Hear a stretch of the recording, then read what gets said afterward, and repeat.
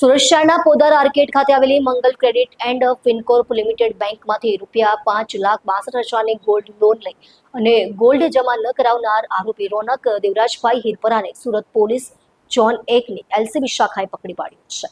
આરોપી રોનક હિરપરા મૂળ અમરેલી જિલ્લાના ગોઢાવદર ગામનો રહીશ છે અને હાલમાં સુરતના સથાણા વિસ્તારમાં સંસ્કાર વિલા સોસાયટીમાં રહેતો હતો।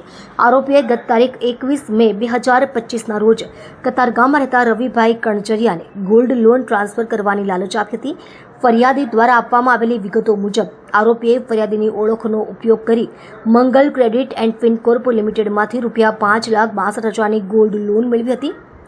આરોપીએ જણાવ્યું હતું કે તે લોન મહાલક્ષ્મી ફાઇનાન્સમાં રહેલા ગોલ્ડના વિરુદ્ધમાં છે, પણ બાદમાં તે ગોલ્ડ જમા કરાવ્યા વગર રકમ લઈને નાસી ગયો હતો।